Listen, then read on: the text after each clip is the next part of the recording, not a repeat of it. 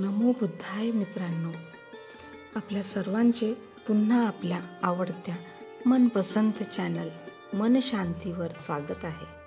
मित्रांनो, आपण भगवान बुद्ध आणि त्यांचा धम्म या पवित्र ग्रंथाचे वाचन करत आहोत. मागील भागात आपण महामायेचा मृत्यू व भगवंताचे बालपण हा भाग पाहिला. आज त्या समोरील भाग भगवंताची बालपणीची लक्षणे हा उपभाग बघूया. चला तर मग सुरू करूया आजच्या वाचनाला. भगवंताची बालपणीची लक्षणे. जेव्हा तो आपल्या पित्याच्या शेतावर जात असे व जेव्हा त्या ठिकाणी त्याला काही काम नसे, त्यावेळी तो एकांत स्थळी जाऊन ध्यान लावण्याचा प्रयत्न करीत असे.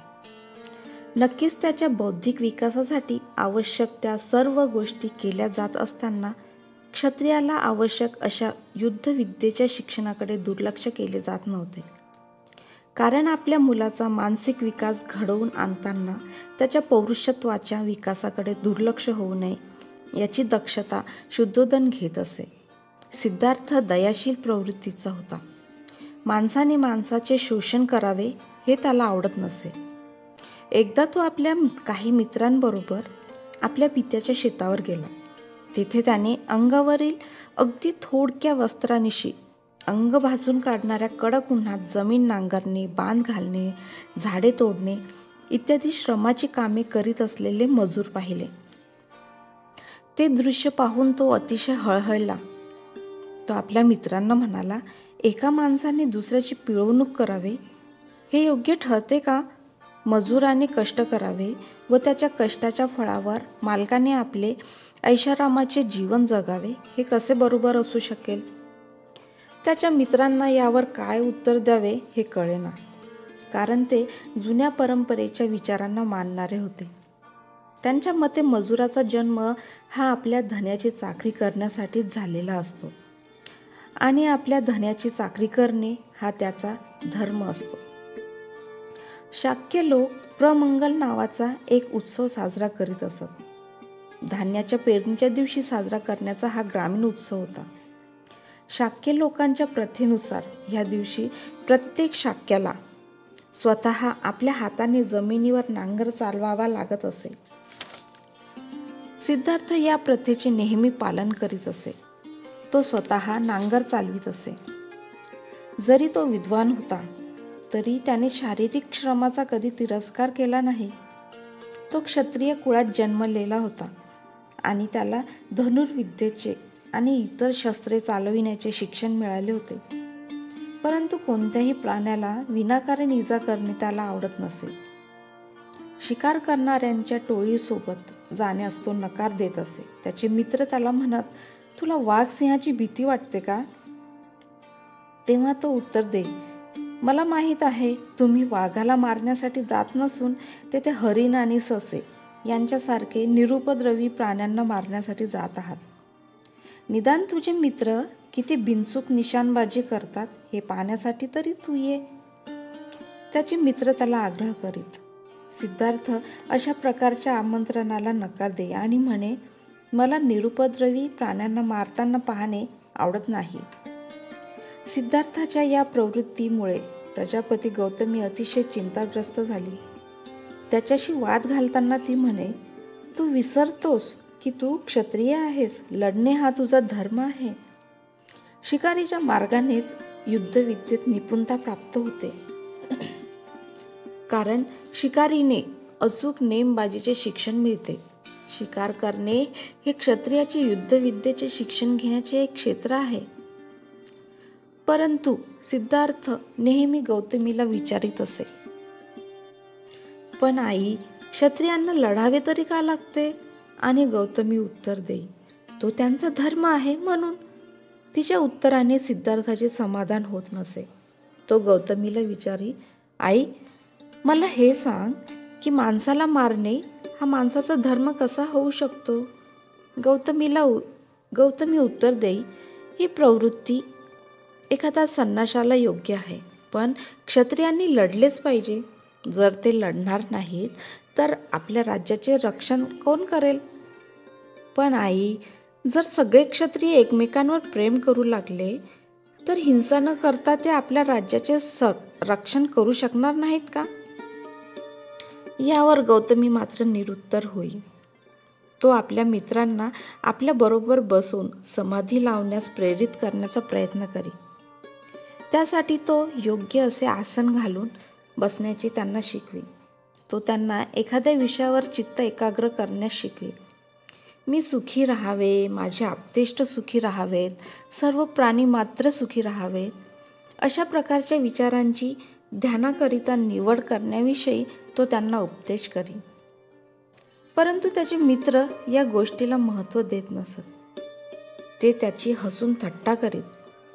ते डोळे बंद करीत, पण ते चिंतनाच्या विषयावर मन एकाग्र करू शकत नसत. उलट त्यांच्या दृष्टीपुढे ते शिकार करावयाची हरिणे आणि आवडणारे खाण्याचे गोड पदार्थ येत असत. त्याच्या पित्याला व मातेला त्याचा हा ध्यानधारणेचा ध्यास आवडत नसे.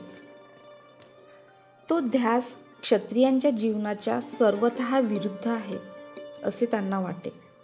योग्य विषयावर चित्त एकाग्र केल्याने अखिल जगतातील मनुष्य मात्रांवरील प्रेम भावना वृद्धिंगत होते, यावर सिद्धार्थाचा विश्वास होता. तो म्हणे, आपण जेव्हा जेव्हा प्राणीमात्रांचा विचार करतो तेव्हा त्यांच्यातील भेदाभेद व असमानता यापासूनच आपण सुरुवात करतो. आपण मित्रांना शत्रूपासून वेगळे करतो. आपण आपल्या पाळीव प्राण्यांना मनुष्य प्राण्यापासून भिन्न समजतो. आपण मित्र व पाळीव प्राणी यांच्यावर प्रेम करतो आणि शत्रू व हिंस्र पशूंची घृणा करतो. ही भेदरेषा आपण ओलांडली पाहिजे आणि आपण जेव्हा आपल्या चिंतनात व्यवहारी जीवनाच्या या मर्यादेपलीकडे जाऊ तेव्हाच हे करू शकू. त्याचे बालपण करुणामय होते. एकदा तो आपल्या पित्याच्या शेतावर गेला. विश्रांतीच्या वेळी एका झाडाखाली बसून तो निसर्गाची शांती व सौंदर्याचा आस्वाद घेत होता. इतक्यात आकाशातून एक पक्षी अगदी त्याच्या समोर येऊन पडला. त्या पक्षाला बाण लागला होता व तो त्याच्या शरीरात रुतलेला होता. त्यामुळे तो पक्षी तडफडत होता. सिद्धार्थ त्या पक्षाला वाचविण्यासाठी पुढे झाला. त्याने त्याच्या अंगातील बाण उपटून काढला, त्याच्या जखमेवर पट्टी बांधली व त्याला पिण्यासाठी पाणी दिले. त्याने त्या पक्षाला आपल्या कुशीत ठेवले आणि आपल्या उत्तरीय वस्त्रात गुंडाळले आणि ऊब देण्यासाठी त्याला आपल्या हृदयाशी धरले. सिद्धार्थाला आश्चर्य वाटले की या निष्पाप पक्षाला कोणी मारले असावे. थोड्याच वेळात त्याचा आतेभाऊ देवदत्त शिकारीच्या सर्व आयुधानिशी तेथे आला. त्याने सिद्धार्थाला सांगितले की आकाशात उडत असलेल्या एका पक्षाला मी बाण मारला आहे. तो पक्षी जखमी झाला असून काही अंतरावर उडून गेल्यावर तो इथेच कुठेतरी पडला असावा. तो पाहिलास का? सिद्धार्थाला त्याने विचारले. सिद्धार्थ होय म्हणाला व घायाळ स्थितीतून बरा होत चाललेला तो पक्षी सुद्धा त्याने त्याला दाखविला. देवदत्ताने मागणी केली की त्याचा पक्षी त्याच्या स्वाधीन करण्यात यावा, पण सिद्धार्थाने ते नाकारले. त्यामुळे त्या दोघांमध्ये तीव्र वाद झाला. देवदत्ताचे म्हणणे होते की या पक्षाचा मालक तोच होता, कारण शिकारीच्या नियमानुसार जो शिकार करतो तोच त्या शिकारीचा मालक होतो. सिद्धार्थाने या नियमाची अधिकृतता अमान्य केली.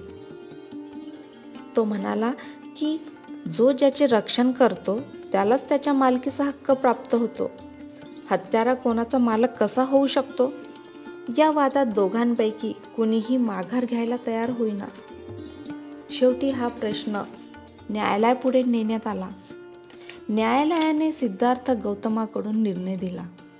त्यामुळे देवदत्त सिद्धार्थाचा कायमचा शत्रू बनला. परंतु सिद्धार्थ गौतमाची करुणावृत्ती इतकी उत्कट होती की आपल्या आत्तेभावाची मर्जी राखण्यापेक्षा एका निष्पाप पक्षाचा जीव वाचवणे त्याने अधिक पसंत केले. सिद्धार्थ गौतमाच्या बालपणीचे जीवन हे अशा तऱ्हेचे होते. मित्रांनो, आजचे वाचन आपण इथेच थांबवूया.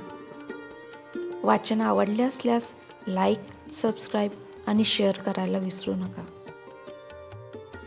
तेरा मंगल तेरा मंगल तेरा मंगल होय रे. सबका मंगल सबका मंगल सबका मंगल होय रे. नमो बुद्धाय.